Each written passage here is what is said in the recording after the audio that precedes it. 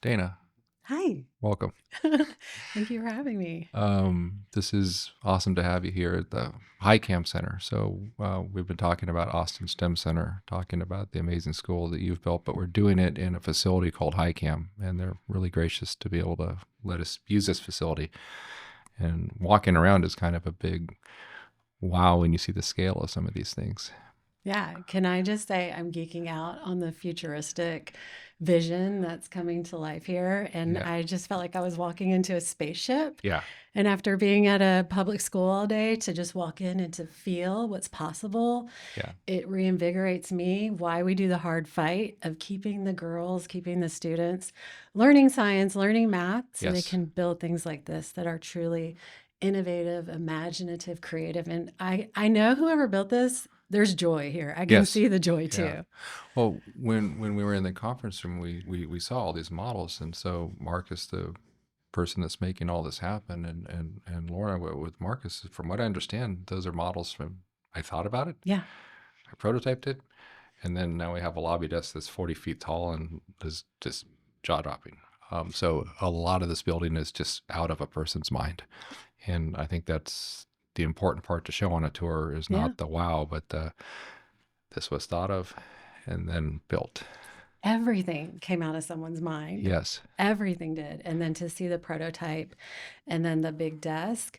And for our girls, one of the things that we talk about as they go through the engineering design cycle is that you envision it, you sketch it, you build it, you create it. And Yes. then half of the time, if not more, what you built fails. Yes. And then you reflect. And Yes. so the reflection piece is critical too, because if what you built failed, guess what? You get another at bat. Yep. And so I wonder how many times you tried to make the big one We and was should. like, Yeah. no, I got to try again. Yeah. Totally. Totally. It is that got to have that confidence. If yeah, 100%. Um, this is a new relationship. We've just met, Yep. right? We're here in a room because of Tara Barron, Yes. right? And I worked at school here, Ace Academy, with her, and she was absolutely amazing. And when I went off to start my own school, Austin School for the Driven, I absolutely wanted her. But it's not up to me, it's up to her. And she's now, I found out, at your school. And so just catching up with her 2 weeks ago, a week ago, was the first time I found out about your school. So what I have going is Texas Girls School. Yep. You're running it, Yep. and I just found out it was a public school. Yes. Okay. So starting there, do you want to unpack the project a little bit? Yeah, absolutely. So, so I am the founder. I am a lifelong Texan, and so I grew up on Galveston Island, moved to Austin, went to the University of Texas, and then spent the rest of my career in education. So 23 years. I have learned so much from public school education, classrooms, what works, what doesn't work, and project based learning absolutely 100% is what works, is what when students create and when they have authentic audiences, the buy in is there. And so, um, I became a certified principal, and then the opportunity to found my own school came across my desk, and why not? Let me just see. And I threw my hat in the ring and I was selected for an incubator. So it was a 3 year journey. Hmm. We did a lot of pressure testing, ideation. I walked through some very innovative schools across the country and saw what's possible. And then my job was to bring it back and make it actually work in a Hmm. public school model. And so, it was a really amazing process with a lot of community impact and influence. And what we learned is that the community wanted another single gender school in the Austin area. And so we went in and did all the research, and research supports that girls in a single gender environment, they feel more confident, they learn faster, and they're 6 times more likely to major in STEM in school. Hmm.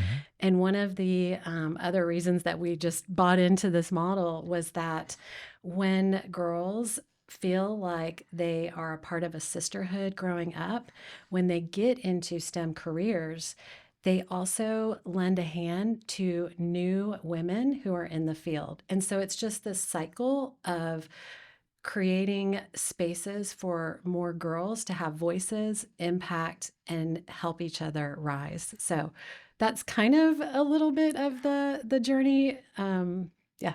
That's that's awesome. I to be able to start your own um, public schools just absolutely amazing. And you were saying that this is STEM oriented, and this is middle school going into high school. And then is there a name of kind of what that track looks like in high school? Yep, absolutely. So we are a 6th through 12th grade model.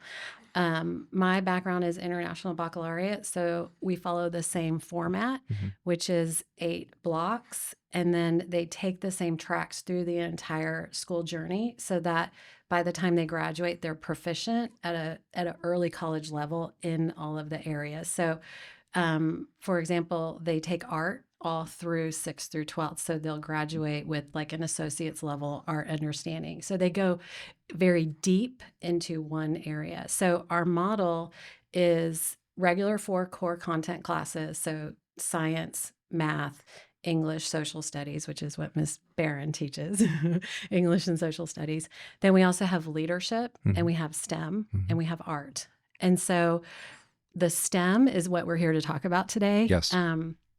And what we're really proud of is that, and I brought my book, Yep. it's called Count Girls In. And what we're doing with our school, and we've started with 6th and 7th grade, is we're capturing them. We're getting them exposed to really fun STEM projects.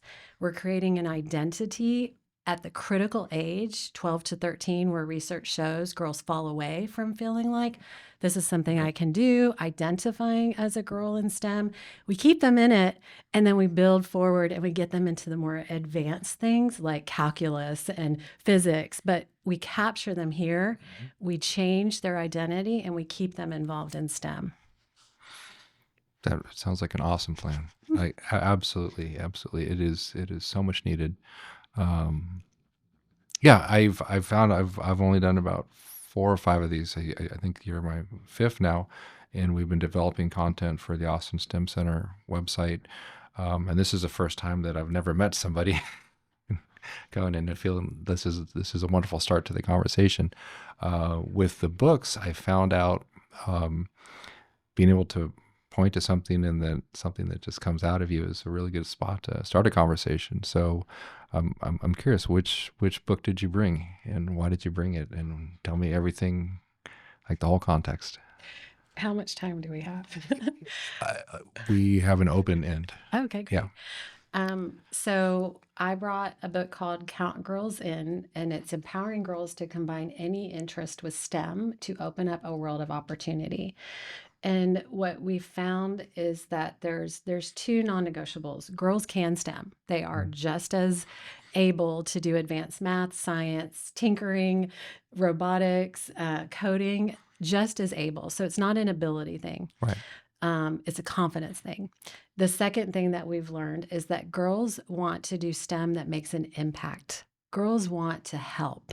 And so when we create STEM projects that matter, that is what keeps them engaged and feeling like, oh, this is good. I can do this. And so our kind of multifaceted STEM programming is about, okay, we're going to sit down and do scratch coding and we're going to do VR and we're going to do a makerspace. But we're also going to have women in STEM come in every Friday and talk to the girls so they can see Mhm. there's so many opportunities in this as a career that help humanity. And so this Friday, we have an aerospace engineer, female aerospace engineer coming in who worked with Firefly. Nice. And she developed a spacesuit that Mhm. actually went up into the, out of the atmosphere. And so when the girls see that, okay, this woman did a sketch and a prototype but what she created actually mattered and helped us drive forward, it makes it all come together. And that's why we exist as a girls STEM school, to have these types of opportunities. Nice.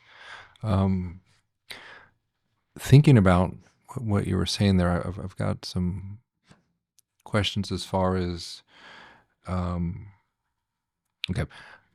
The question I'm going to ask is, have you thought about doing a first robotics team? Yes. Okay. Tell me more about that conversation. So we are 9 weeks old. Hmm. I don't know if we got into that in our founding story. So the authorization process was 3 years. Hmm. We just received our authorization from the state of Texas last summer. Okay. So we've opened August 13th, 2025, which was, 9 weeks ago.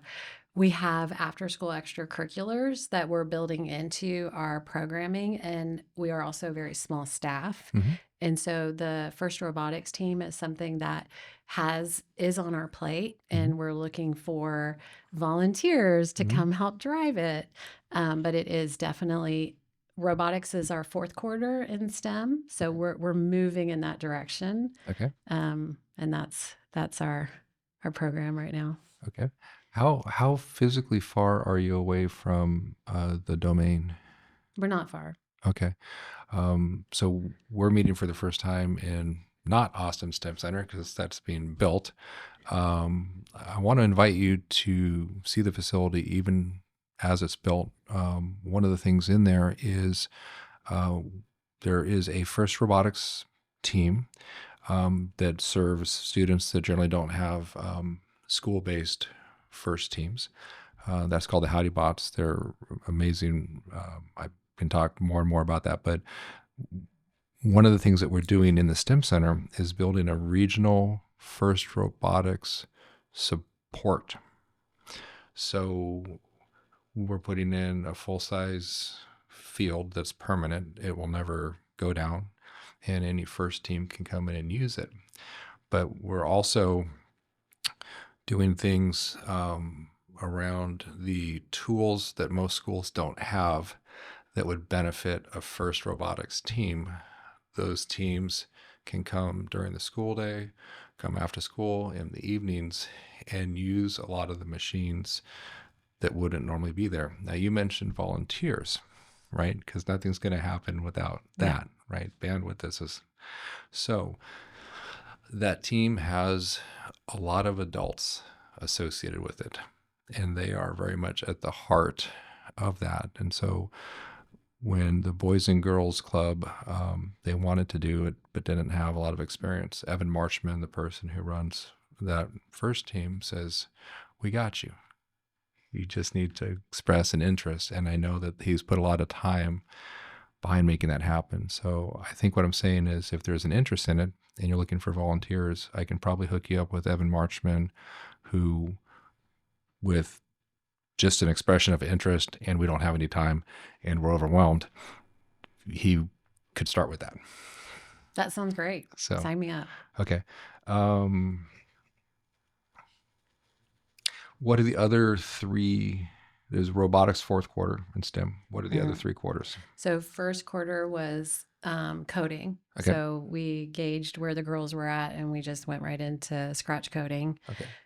They loved it. They were creating video games, and we do also pop-ups around the community to Okay. try to get other girls Yeah. involved in STEM. So we did a little 1 hour at the Cedar Park Library, and some of the girls coded um, like little fairies doing spells with a little black cat for Halloween. So it's just fun, Nice. and Yeah. it's Yeah. something that they're interested in and find rewarding. And so first quarter is coding.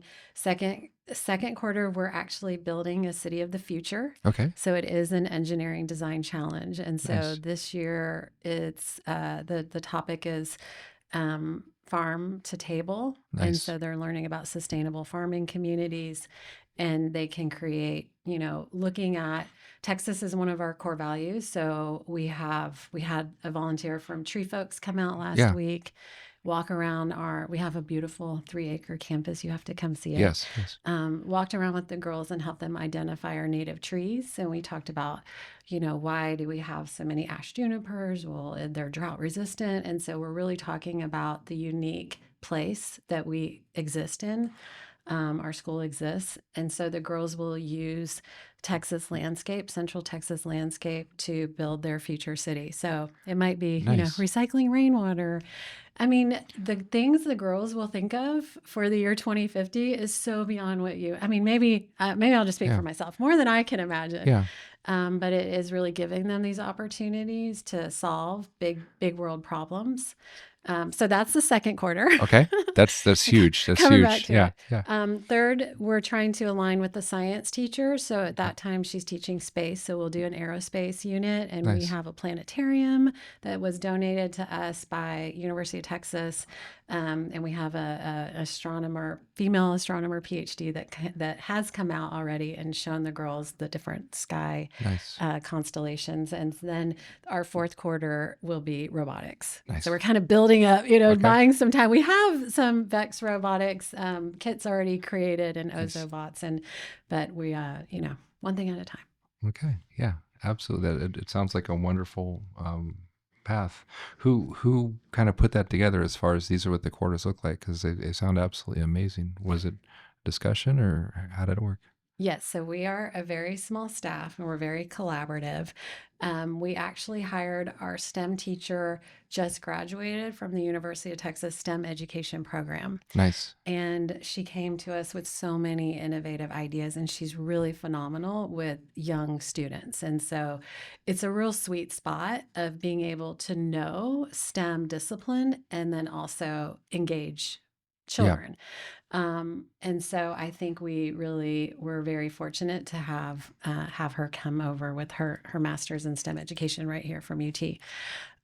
We also have a design and innovation coordinator. So part of our model that was approved by TEA, Hmm. something called Flex Friday. Okay. So 4 days a week, they have traditional core classes. That fifth day is flexible so that we can go on field trips, just Hmm. like what you're talking about, come Yes. out to a space like this, or have design challenge rotations through the day. So in addition to the STEM class, it's not isolated to just once a day. Yeah. On Friday, the girls do these longer project-based explorations. And so, yes. Excellent. So what's going through my mind is I want to learn more about. You have the TEA, Yes. and kind of. I guess the world is changing very, very quickly. I come from the world of, before I was an engineer, but then directly into the world of private schools and makerspace education there. So I want us as a society to succeed. So on one side, I see like Terry Sperry with Austin Alt Ed, and she knows there's so many different experiments, all these little private schools doing weird and interesting things, and that's absolutely great. That has to happen. But then you're looking at, from my perspective, like, well, what's happening to the public school system, right? And so I about fell on the floor when you said, no, we're public school, and You then did. and then you're describing, you as an individual with so much experience can say, well, in my brain, this is the school. So when I did Austin School for the Driven, I'm like, well, I'll just invent a school. It looks like this, but I'm shocked and still processing that it sounds like, and this might sound very naive, but I didn't know the public school system was capable of that kind of change and dynamic change. So that's awesome. So tell me more about just that whole space. When a public school sees an example of, oh, this is different, how does that process look to invent a new public school? It's charter schools. Okay. So charter schools exist to be innovative and Okay. to create high results and retain teachers. And Gotcha. so charter is kind of this area where we do operate. We're tuition free, Uh-huh. public education, but we're also autonomous. We have our own board of directors and we Okay. have our own charter. Gotcha. And so when I was going through this process, TEA, so we had two kind of vettings that, or not hoops, but like authorizations that we Right. had to go through. One was with Texas Education Agency. So we submitted a charter as a public school funded by the state of Texas. We Okay. have to provide all of the same resources and accountability as a traditional ISD. So our Okay. girls still take STAR tests, they have minutes, they have, we have a special education program. But we also then, secondly, once they reviewed our charter and made sure that it was acceptable, Uh-huh. we then had to be approved by vote by the State Board of Education. Okay. And when you're asking about innovation, absolutely the State Board of Education wants Texas students to be successful, innovative, and leaders in our world economy. And they know, well, I don't want to speak for all of them, Yeah. but our champions and our advocates and the ones who voted yes for our school know that STEM education is the route to a more successful Texas. Hmm.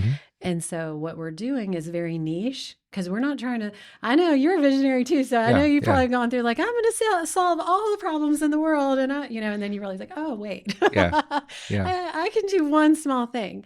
So that's what we're doing with our school is one small thing. We're keeping the 120 girls, the 300 girls Right. that enroll in our school, we're keeping those girls in STEM. We're Uh-huh. empowering them. We're putting everything we have into them to be confident and skilled. And we're pushing them out into the world and we're saying, go do great things Yeah. and stay in STEM. Yes. And so that's kind of why we went through those two very kind of different. TEA wanted to make sure we had all the nuts and bolts, and SBOE wanted to make sure that what our end results are, our 20-year vision aligns with Texas's 20 years vision. Gotcha. Okay. As far as funding, is it like two parallel channels? The way it's funded, is it like there's so much dollars per student going to the public, and now you are chartered as a public school? That finally makes sense. I keep on hearing Yeah, charter school, I charter know, school, charter right? school. I'm like, what? And I don't understand It's a it. charter, it's an So actual document. it's a, yeah, chart. You have been chartered as a public school. That Yes. finally makes sense. Yes. Okay. Yay, you So, learned okay. something today. Yeah, absolutely. So from the state's perspective, when they're sending money out, is it the same kind of accounting system and the same thing, or are they separate financially, or the same? Yes, and Okay. so we get state funding and federal funding and local funding. Okay. So state funding is per enrollment and attendance, and we get less as a charter. We do get the majority of our money is from that, but compared to a traditional ISD, they also get property tax money. Okay. And so because we're not geographically bound, meaning any student who wants to come to our school can come. Like Okay. they can show up on our front door and we let them in. Right. So we don't get that additional, and it's around 2,000 Okay. per student difference. Changes in each legislative session, Yeah. but then we also have federal money. That's also a smaller bucket. Okay. And then the bridge or the gap to do the excellent programming we want, we do fundraising for that. So Gotcha. I'm always writing grants and coming on podcasts to let people Yeah, know we yeah, exist yeah. because we do have a delta that we have to cross to keep up and to. What is that per student this year? What is A my delta? delta? It's a lot because we're in founding year. So Yeah, we're yeah. founding year 1. So we have a beautiful facility Okay. that we expect we need to grow into. And so we're a little upside down as any new business, Sure, absolutely. would be for the first 3 years. So we're like somewhere around $500,000 that we're fundraising. So your hope is during the school year to have $500,000. Yes, Okay. we're fundraising for $500,000. And then after that, the delta starts to get it will smaller decrease and stabilize at year 3. at year 3. And then what is that delta? So year 3 is just like a regular school. You Like per student, is it like I need to raise $2,000 more per student? it's on about my- that. Okay, Mhm. gotcha. Yeah. Okay. Right now it's like twice that. 4,000 a Yeah. student. Okay. What is the state number? What do they give you? It ebbs and flows depending on different programming that the student is involved in. So like an emergent bilingual gets a little bit more, but Yeah. in a nutshell, it's around 8,000. About And $8,000. as a first year charter, because we Okay. don't have previous numbers. Right. I don't want to get too much in the No, weeds. that's fine. but I just I live finances. I was just trying to figure Yeah. out, kind of compared to private schools, because Right. there's basically some private schools that charge about 10,000 Yep.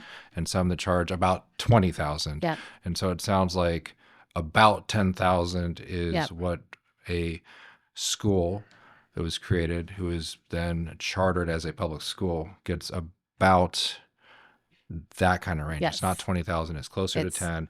And on an ongoing basis, you might need to make up 2 to 4,000 per student. You got it. Okay, good. I just, 4 at the beginning because yeah, we have a beautiful facility. yeah, 2,000 moving forward, and then we also write a lot of grants.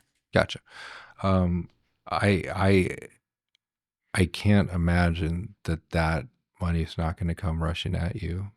I mean, what you're presenting out, and you're looking at all of the companies here that would very much like to see half of the population Yes. going into STEM. Uh, some long-term funding that's like, no, okay, it's 4,000 a year. I have this many students. This is the amount of money. And can a charter school hold an endowment? We have right now, we are question mark. So Okay, the goal is that by the end of the third year, we transition in having a foundation, okay, but we're not set up financially right now for that. for that. Okay, but that would be the way to, because when you're endowed, then it's just stable, and That would be great. I will be keeping my eyes out, because that is really that mission and that alignment 100%, Oh, right? well, thank you. Wow. Okay. Other dumb questions for me, or do you want to take it in a different direction? I live these questions and answers all day. I mean, we show up and Miss Barone is extremely passionate and qualified and skilled and loves the students and is giving them a high quality education in humanities. When we hired, we said only hiring unicorns. Hmm. Like That's it. has to be all the things. And so I'm really proud of the staff that exists right now at the Texas Girls School. Every single one of them wears multiple hats and loves it. And the parent feedback, we're brand new, 9 weeks. The parent feedback is it's a joyous place. Nice. The girls, we love to come to school every day. And that's what that sense of belonging, like we talked about Hmm. before, is what's going to keep them coming back when it's like, oh my goodness, Okay. calculus. I can do this. I have a supportive environment. My peers, everyone sits in tables like this, Nice. collaborative, every class. They're talking, they're engaging. So really just setting those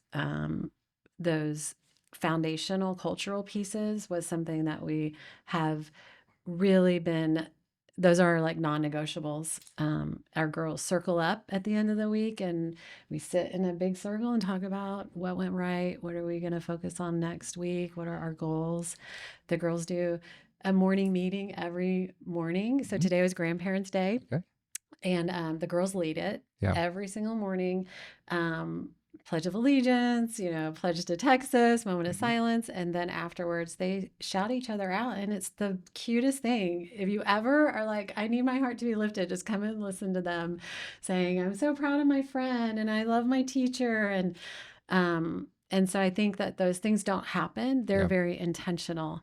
And that was not just the STEM academics, because I have that I've been in schools where it's like, all I need from you is to get my kid into a high achieving college, Yep. And then I've been in schools that are the complete opposite. So what's in the middle is building a strong culture so that they can get to those really advanced academics. And I'm really proud of the culture that we've built and we're continuing to build in this founding year. Nice. Nice. I don't know if you asked me a question or if I just started talking No, about no, like I what I I'm was proud about. this is I wanted to find out everything when Tara makes a move, and it's got to be a unicorn school. Yeah. Like, Well, straight up. imagine 4 unicorns, just like Tara. That's 5. There's 5 other people. We're a staff of 6. imagine like a nuclear power plant just. It is. That's a great analogy. That's really nice. Yeah. Very cool. So you're on 3 acres. Around 3 acres. Is a lot of it not asphalt, or The, is it mixed? it's almost all trees and Wow. playgrounds, and it's the best. And that was one of our ways of teaching science. It was Mhm. like, yeah, do your lessons in here, and then go outside Okay. and learn outside. So Have you read Last Child in the Woods? I haven't. Okay. That book impacted me tremendously. So, coming from my background as a prototyping engineer, I like machines and stuff, and I'm comfortable being indoors. And so, when I founded Austin School for the Driven, and it was going to be inside a makerspace, Yeah. and indeed it was, it's in a room. And I'm thinking, well, why would anybody ever want to leave? What's outside? Like that doesn't like the laser cutters in here. Hmm. And that was my starting mentality. And I moved to started the school at a place called the Genesis Creative Collective, which is in Mueller. Do you know where Mueller is? Hmm. Across the street, Patterson Park. Hmm. There's the tennis courts there. There's a 17 acres, and it's beautiful. And there's a small white colored church, Presbyterian church there, and the pastor there, Mandy, she has started doing like the most Christian thing ever. Um, there's a small congregation, mostly older people, and they don't know how that church right next to the park should serve public. And so they said, well, what if we start taking the church apart, right, in order to serve? So the Genesis Creative Collective is an organization. Clearview School is there, uh, and City Theater, and there are all these small organizations. And then when I came in there, this guy named Greg, he was like, "Hey, let's start taking the pews out to make room for more stuff." And so here's a church allowing itself to be physically redone. And I started my school in what was the old fellowship hall. Same thing, just kind of Yeah. taking stuff up. So let's see, where am I going with that? Campuses, all back to that book. Yeah. Um, I always get there, but it is Yeah. circuitous Well, and it's fun. same. Um, I'm following. but um, so build driven inside of the thing, make it a maker space. It has a nice kitchen and off and running. Awesome. Uh, Greg gives me a book, Last Child in the Woods. Like, okay, well, I respect you, and you got me to jump out and make my own school when I was stable and happy, and yeah, I had a job teaching elsewhere. So I read it, and some of the things that pop out. So it's a lot of research. So all the research about kids and outdoors at the time that was written went into the book, and the author isn't just saying stuff that's unsupported. And so he presents research like let kids go outside, leave them alone. The first thing they do is start building shelter. Mm. Mm.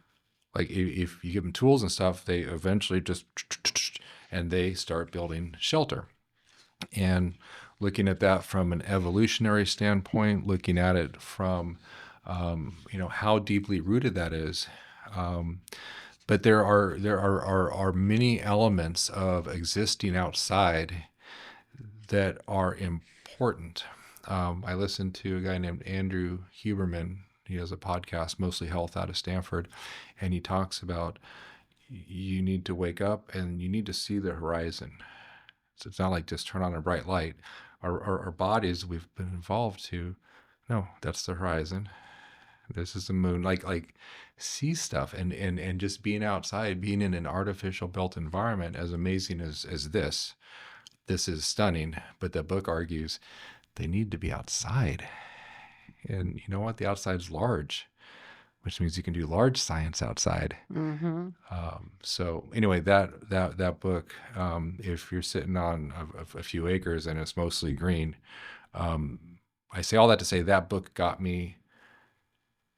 Kids need to be outside learning, and if it's STEM, kids need to be outside learning. Mm-hmm. And it doesn't matter what it is, but that's huge and important. So I would recommend that as a potential read for you. I'm here for it. I wrote it down. Yeah. It also makes me think about like what you're saying, our circles. So our girls circle up every day in their leadership class, and even as staff will, okay, let's circle up. And there's something about the circle, Yeah. right, that has existed for 10,000 years. Humans circle. And not just because it's symmetrical and there's something magical, right? Like we talk about like sacred geometry, but when we're in a circle, I feel safe because you can see behind me and Hmm. I can see behind Yes, you. very So much there's so. that. We talked about brain based learning earlier too. You have to relax Yeah. before you can do deep learning. Yes. And the other thing about circles, we're all equal.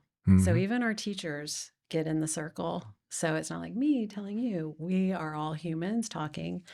And then everyone also has a space, and Yeah. everyone should, I mean, like sometimes you can't always see somebody if it's a big circle, but the idea is that everyone is Yeah. seen and you can't, dip out. And so we love circles. That was another non-negotiable for our school. And I just think back to another podcast I heard about beauty and seeing vistas. And Yes. the reason our this podcast says the reason that our human brain thinks vistas are so beautiful is because when you go to a high elevation and you can see all the way around you, you know you're safe. Because back, 10,000 years ago, if somebody was like sneaking up Hmm. on your camp, a high spot with a good view meant that you could see invaders and you could see threats to your safety. And so our brain relaxes with that too. And so I think it's so fun to explore science. It is. It is. A person who I would say is a behavioral scientist. So we have 4 cats at home. Um, is Jackson Galaxy? I was gonna say, is it your cat that's the No, behavioral no. I scientist? Because was I starting to would go believe wrong. that It's too. just Cats are, I've got it's one at home also. a cat dad. No, it's definitely a scientist. Accept that. No, sorry. The TV personality Jackson Galaxy goes around and solves cat problems at home when cats are not getting along with humans. But it is very much you need to give a cat places that is high, and it can't feel safe even if it trusts you. It needs to be higher, and then it can start to relax. And I think that cats are mammals. We're mammals. This is a mammalian need, right? And that's yeah. So Tara, our Uh, common friend, is also a cat person. And I absolutely told her this morning, let me show you a picture of my cat. uh, So I have cat problems, right? My cat is climbing trees okay. all the way up, which would be fine, except I also love my neighborhood birds. Yes. And so my cat's going up the tree and the birds are in the tree. So Yes. I'm just like very like, distraught about this. Sure. And so I didn't let my cat out this morning and she's like meowing, like, I need to go get in the trees. And I was like, no, you're attacking the birds. So she climbs up all the way to the top of my stairs and I have like an awning at the Uh, top and she's up there yep. peering down at me. So I took a picture. I was like, Tara, the saga continues, my cat. So Yeah. all of that makes so much sense. It does. It is about um, vista and Vista. safe and Yes. safety. Absolutely. What was the other thing about trees? Oh, yeah. Do you ever get that sense you're starting to fall asleep and then you go like that? Um, I don't know the scientific name for it, and I can't say I read the paper, so I'm going to say this is I heard this is science. Okay. Okay. I'm with you. Um, that feeling is it's thought that humans would sleep in trees, and that's the reflex to wake you up if you catch yourself falling. Ah, that makes sense. So I won't present it as science, but it snapped into place, and I'm like, hmm. Well, somebody said it was science, then just one of 100 things I haven't looked up to Yeah. verify. What is the what is the challenge for students now we're talking about verify? So there's a thing I heard it, and I'm saying it forward as science. Mm-hmm. The problem is if I build some other knowledge on top of that and Mm-hmm. it's wrong, Mm-hmm. Yeah. oops. What are your thoughts on AI now? With Wow. I got it, it's Uh-huh. science. I did my research. Pardon me. That can go really right and Mm-hmm. really wrong really fast. What are your thoughts? Okay, I have a lot of Yeah. thoughts. Um, I wanted to say two things though before I Hmm. forget about napping outside. I lay in the sun and I immediately fall asleep. And Okay. I've always like, what is this? I don't ever nap inside, but when I'm outside in the sun, and a doctor that I was talking to this week said that vitamin D from the sun creates melatonin Hmm. and that in your body and that makes you fall asleep. And so I thought that is great to know. I wish I could just spend all my day learning about the Yeah. internal biology of what happens and how vitamins are changing inside our bodies, but I'll leave that to somebody else one Yeah. day. Um, the second thing is around connecting to prior knowledge. So inside the brain, Hmm. we have these things called dendrites. Right. And so when you have a neuron and you have some previous information and now you're giving it new information, the dendrite actually grows to the new information and then it's easier to retain. Hmm. And so part of the art of teaching is we always want to activate that prior knowledge. Hmm. And so, what I thought was really interesting when I was learning about this is that Albert Einstein donated his brain to science because everyone's like, well, why is he so smart? Hmm. Um, and what they learned was that his brain wasn't bigger than anyone else's, it was heavier, it had more mass. And so, he had more dendrites. And what that shows us is that he was making connections all the time. And so when I was a teacher, I always taught through the lens of interconnectedness. So is it terrible if we are, connecting to something that maybe isn't totally true? I don't think so, because then you come in and you use some citation and you're like, okay, well it was half true, but Hmm. at least you're getting new information and building that capacity within your brain. So then your final question is around AI. I love AI so much. It also keeps me up at night. Hmm. It's like those two things. I do that also with cars, so it's not new. So absolutely such an amazingly useful tool for humanity. And ethically is the conversation that has to be made around it. And I don't know enough about the background, the programming that's gone into it. And so at our school, the girls are not programming. They're not trying to program artificial intelligence. What they're doing is learning how to prompt engineer. Hmm. So how can I use this tool that already exists to be as helpful to myself and my community as I possibly can? And so if you I'm just assuming you're in using Chat GPT and you're Anthropic and Claude and Gemini and figuring out which one is the best of the week. But what matters is how do we get what do we give the prompt to get the best outcome that is the most accurate to the solutions of the problems that we're trying to solve. Hmm. So that's where I'll Yeah. start. I think prompt engineering is um, something that we need to hear more of. 3 years ago, no, two, the first prompt engineer was hired. So that job didn't Yeah. exist, and now it exists. I see the graduates coming out of UT now, and I see the graduates who are the poets, English lit, and for so long before artificial intelligence, they're like, it's not a real job. Hmm. And now you see them, the job is actually prompt engineer because you're excellent with language. Hmm. And that is number one. Like you have to have enough STEM and quite a bit of STEM to really grok the problem and help prompt for the problem. But you need to be excellent at language and really starting to refine those prompts. And then you look at this computer science people coming out of UT at the same time, like, oh, this is not the year for you. Those jobs aren't there anymore. Entry level programming is not a thing as far as the 4 or 5 people that I've talked to. It's just that's not there. So I think we need to be leaning into AI. Um, I'm really really worried though that Like, I mean, your school's doing the amazing thing of, yes, prompt engineering. Let's wield the tool well, right? It's kind of like in our school, kids make a knife, then learn to use the knife, and it's a sharp tool. And there are skills that you need to use that in the kitchen. Um, Prompt, same thing. Okay, here's my worry. We're not understanding the back end. These systems are different.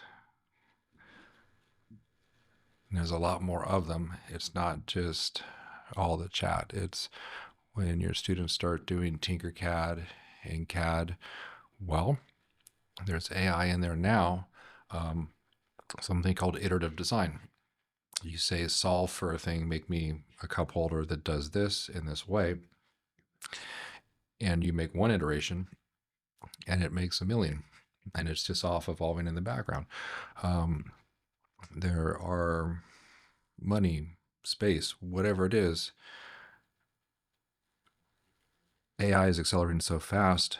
I'm not seeing the students look behind the curtain and understand how that's architected. And I don't know how or when we're going to be able to get people into schools to say, here's how it works.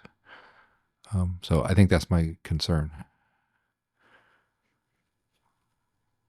Yes. Valid concern.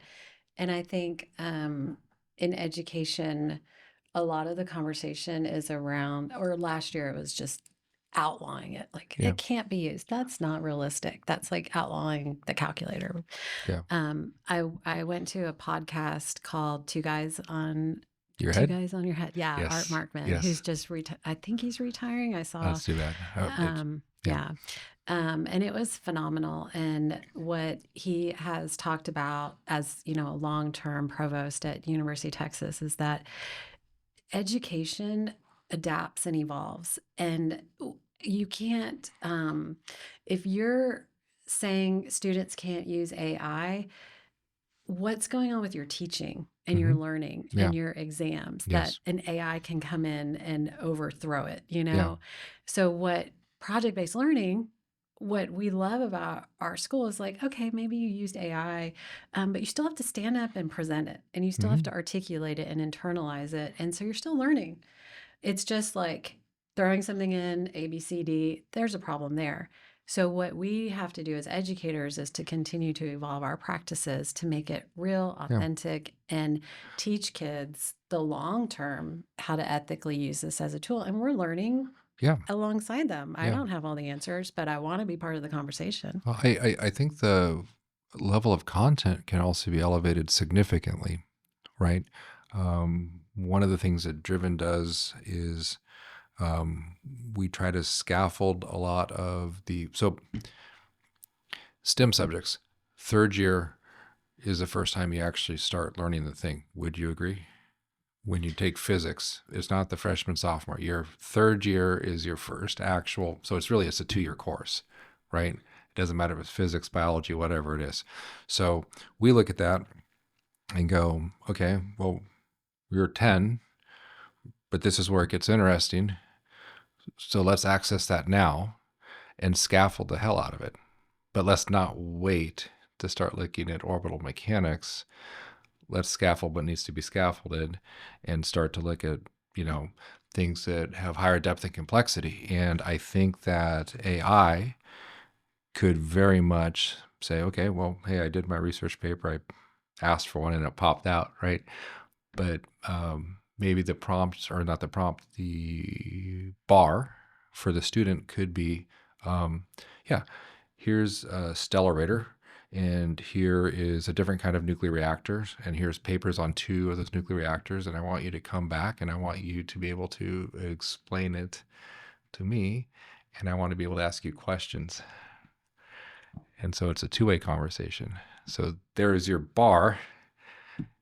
Have at it with AI. I don't know. Maybe that's an approach. We're going to figure it out. Yeah. like how to best utilize it. But I think the non-negotiable is the human in the room Yes. and the human guiding and holding the student accountable. Just like, I use AI to help me figure out what's going on with this book. What are some Yeah. of the, Yeah. I don't have time to read the whole thing, reread it before we come on. But like ultimately, it's you and I having this conversation. Yeah.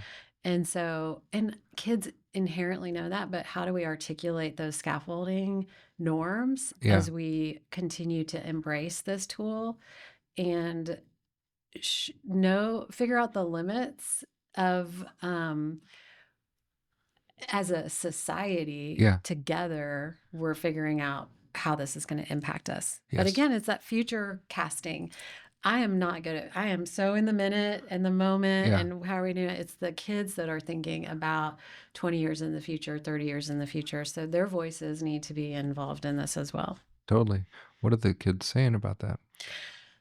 About how to use AI? I think they're really curious and they're also tentative. Like, am Okay. I going to get in trouble for this? Is Okay. this okay? And I remember I watched last year when I was still observing a lot of different schools. I went to an exhibition of learning, and the first thing the girl said to me, this was at a girls' school, she was like, I'm going to present to you my business proposal. Uh-huh. AI helped me with what colors I should use, my font, and gave me feedback on, X, Y, and Z. And then she just went on about it. And I was like, that is so natural, That's just excellent. like Yeah. upfront, not like, oh, am I allowed to? Like, Yeah. this is how it helped me. And now I'm going to continue with my ideas. And so I thought that was really cool.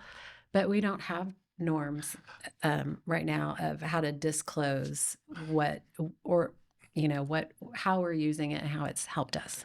I think a really good norm might be based on what your student was doing. So, um, I think if it's a written paper, if it's a research paper, or if it's a blog, why don't we just put a few sentences at the top? When I put on my blog, I say by Kenneth Hawthorne. And I've been struggling with this because I absolutely use AI. I say, this is what I'm trying to say. Here's where you get all the data. And then my workflow is it'll take a pass at it. And then I sometimes spend too much time and give up with it, screaming at it and saying, okay, that's not my voice, Yeah. or this is not my style. But it will do a really good job of taking like 20 different resources. And then I just need kind of a block outline and get that. And then I can edit it. So sometimes it saves me time, and sometimes it's so bad it costs me time. But I think the thing that your student was talking about, because she just came up, here, this is a paper, this is this, and then she just went on with it. I think like in my byline, why don't I say, this is the title, this is my byline, AI helped me here, here, and here, and then I did the rest. And if I just started signing all of my blog articles that way, or if you write a research paper, I mean, what do you think? Is that a idea? Maybe just at the top? I think that's where we have to go Yeah, and just kind of disclose. So, um, back to your point about using I have to tell you, and this is not a shameless plug. This yeah. is a new app called PlayLab AI. Playlab, okay. PlayLab Dot AI. AI, okay, And we are piloting it at our school. okay, And before we roll it out with students, we're using it with teachers. okay. And I have to show it to you. I love it so Yeah, much. You so ChatGPT is pulling information yeah. from a million different places or billions of different Uh-huh, places. So you create a siloed uh-huh. problem solver just specifically for what you're trying to solve with your own research. So I might add, 3 pages on girls in STEM data. Yeah, And so it saves it. So when I'm writing something, it knows it's bespoke to me. yeah, Like, okay, you're most likely going to be talking about girls in STEM. yeah, Here's your data collection, sources that you vetted, you've approved. So it's kind of like having your favorite resources, but it's available to you. So that's just yeah. a short Sure, blurb, sure. but I please. oh, I was just Okay. say I Yeah, love it, and I think that that's something that is very interesting and evolving into like yeah. not a firewall, but a safer space for Yes. using a tool that is the rather than pulling information from everywhere, the information you want it to pull to help you with your grammar, your spelling, your polishing up Absolutely. a paragraph. One of the things that we're doing at the Austin STEM Center, we partnered with a amazing team called, I think it's Book Genius, and we wanted to empower first the instructors at Austin STEM Center to be able to publish quickly. Like, we're going to be doing these field trips, 3 hours long, high depth and complexity. Students walk away. Wow. But I care about the students, not just those 6,000, but the ones we'll never meet. If you're in Kansas, I don't know you, and you're in a public school, you're in a private school, charter school, homeschool. Well, I want to give you as much as I can on that field trip. And so just doing a video on it's not sufficient. Doing PDFs where, okay, if you're in homeschool, this is the version for you. If you're a charter school and you have these resources, this is here. That's fine. But what would be cool would be an agentic experience. And so what we're committing to is, as much as possible, sharing what we can. So we built something that's not behind a paywall. We haven't launched it yet, but it's open source, going on GitHub. And what it allows you to do is spin up an agentic experience. So it sounds a very, very similar tool, which is, here's my resources, here's my stuff. But then you also tell it, in this part of the lesson, I'm Socratic. And in this part of the lesson, I'm specific. And then you tell it, students typically crash here for these reasons. And so it's as easy as using a Word document. You fill it up. Then what you do is hit go, and then anywhere else in the world, an agentic window is now open to the public. And so anybody without logging in can interact with your version of your lesson, which is amazing because it helps us internally as a tool publish it. Here's a field trip. This is what we're doing. And then we can publish the video, the PDF. But then also, if you wanted to do an Austin STEM Center field trip, but you couldn't make it, you can actually have a two-way interaction with, maybe it's 80% of my personality, but it's a hard wall. And it sounds like a similar tool. Yeah, I'll connect you. That's awesome. Yes. Yeah. Very cool. Is it a local company or is it? Yes. No way. Yes. Oh, that's so exciting. Okay. Yeah. Yeah. I totally want to, please connect me. Cause it sounds like that there's two very, very similar things there. Yep. Awesome. And their background is education. And so there's all of the safety rails and guardrails that we want for students too. Yes. And in an educational environment. So yeah, I'm Very happy nice. to do that connection. I want to go back to the conversation around programming kind of running its course and not being where the students are going to be having employment in the next couple of years. And I think like my 3-year window of designing the school was when there was a lot. We're in Austin. It's a tech city. There was a lot of layoffs, and I was listening. I listen. And what I heard from a lot of these engineers, and this is all anecdotal, right? Is that the direct path to software engineering is disappointing now without the level of creativity over it. And so just learning the technical skills isn't going to cut it through the layoffs. You also have to be able to use all those things in an innovative way. Yeah. And so the engineers that were able to adapt and adjust and pivot were the ones that also had strong skills and creativity.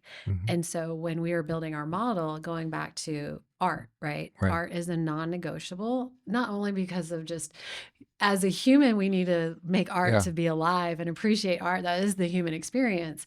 But also to balance out, and I don't think we're building STEM in a very creative way anyway, but just to make sure that those kids get technical skills and multiple at-bats with creativity and embed that in their designing DNA. And so I just wanted to say that because I think that even our we're in education, we're preparing our generation for the future.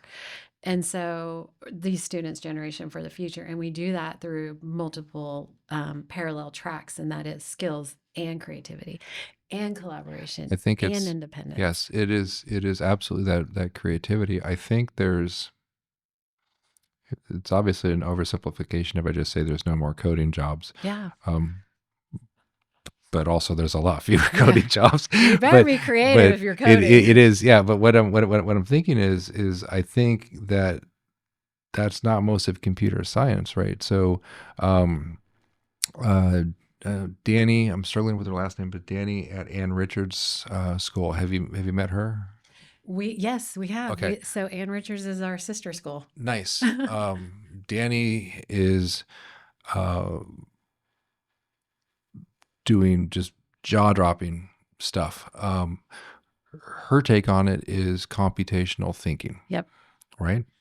And have you been in Hmm. her room and the whole And the also Aaron. No, what is his name? It's the same as a constellation. Orn? Oren, yes. Yes, Oren's Orn is, makerspace. yes, Oren's makerspace is like yes, what we aspire to have yeah, at our yeah, school when we're fully 100%. funded. Yes, So yeah, yes, very, very great yeah, work that they're doing with girls. totally. Yeah. She is. I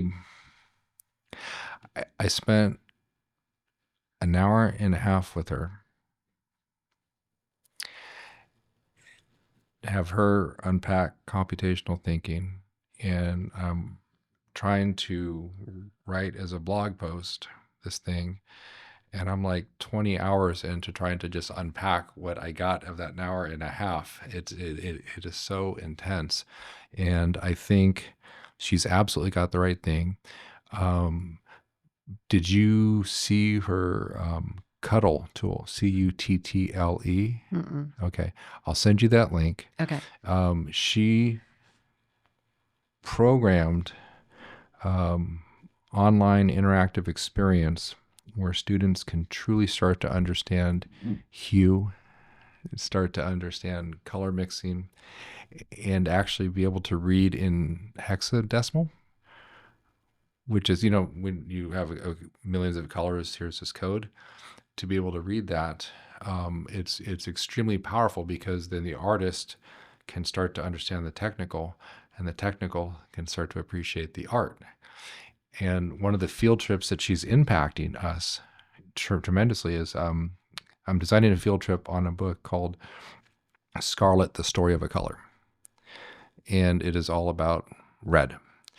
It's an amazing book. It's history, it's culture, it's the the Incas when the Spanish came over, and is it cochineal? Is that the bug that is ground up for the scarlet pigment? Anyway, whole thing about red. I think there should be a field trip where we make red paint and do red. So that's, Sign us yes, up. Let's do absolutely. it. And so her tool is impacting that because it's actually making paint is turning into a computational thinking course. So she's got it. I want to see the state of Texas be the first state to drop the STEM silo, right? The STEM is what, really four siloed subjects? And then art's out over here. I think Danny's idea, just to make it computational thinking, that's it. That is where we're going with it. So walking into her classroom, she has 4 paintings of 4 women artists holding 4 palettes. So I think it was like the early 1700s or maybe earlier. There's a woman, self-portrait, holding the palette of paint. And there's 4 of them up to a more modern one. And the early one is really dark. Do you know why? Tell me. Those colors weren't invented yet. Hmm. They hadn't made a good blue paint, or it Hmm. was super expensive, or this kind of red, or this kind of yellow. We need arsenic. Turns out making yellow is a little bit dangerous. But the technology and chemistry of paint evolved over time. And so now we take it for granted that we can have any color painting. But if you look through time, oh, they discovered blue, and you can see the world discovered blue or red. And so, anyway, she's relating that to computer vision, then D, what is it?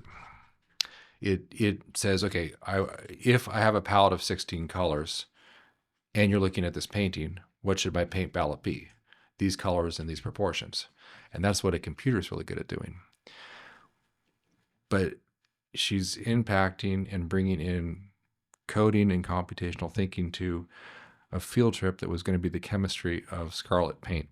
Mm-hmm. So anyway, I say all that to say that's amazing. And it sounds like you all are going to be sister schools, and that Mm-hmm. trajectory is just going to be wow. Yeah. Wow. Well, I think that's a great kind of segue to what TEA is actually doing around STEM, because I think it's Yeah, very encouraging. And then I have to go back to my campus because I gotta do dismissal. that's fine. gotta That's gotta fine. run a school. Yeah. So so TEA has an entire STEM department Okay. that has just been redone. It is phenomenal. There is an innovative woman at the helm, and she is really trying to get STEM into every part of every school. And she's got systematic ways of doing it. Yeah. And so, like our campus, having a STEM class and STEM challenges, and identifying a STEM, we're on the high end of the spectrum. But there's all these entry points, and there's rubrics and how to. There's just a full toolbox. It is very expansive. I would highly recommend you check it out. Yes. Um, and one of the things that they have now defined is what even is STEM. Like there's like a lot of Yes. definitions. And so the TA definition is a hands-on way of interacting with the real world. And how we teach them is through two different ways: computational thinking Yes. and the engineering design cycle. Yes. And so now we have these, diagrams that we can actually go through and use as tools to know that we're not. I mean, I will self admittedly say I lean heavily into the engineering design cycle, Yeah. but we then have to balance it with that computational thinking to have a holistic STEM program. And so I can confidently say that because of all the work that they're creating to really thoroughly immerse all schools in Texas with STEM. And I think that they're doing a really great job and have been a great resource and tool for me That's building out awesome. the school. Yeah. Yeah. So, If you've got a contact there, I would love yeah. to be able to Yeah. talk to them and pick their brain and see everything that they published. Okay. Yeah. I will 100%. send it over. Thank you for coming in. Yeah. And then I wanted to say Yeah. about the Ann Richards School. So they're part of the Young Women's Prep Network. Okay. And we are a sister school of the Young Women's Prep Network. So we get coaching, best practices Yeah. for girls' school. And we're just really proud to be able to offer another opportunity in the Austin area for single gender STEM focused education. So, That's awesome. yeah. So good to meet you. Yeah, great to meet you. I feel like we could just keep talking. I was Yeah. thinking a Yeah. lot about there's actually an art exhibit at the Modern Museum of Art, and it was around the color gold and its representation Wow. in Latin American art Yeah. versus European art. And so I think there's so many stories in colors, and then to have it tie into what we're teaching our girls, it's just we'll come back Totally. for that. Yeah. Round two.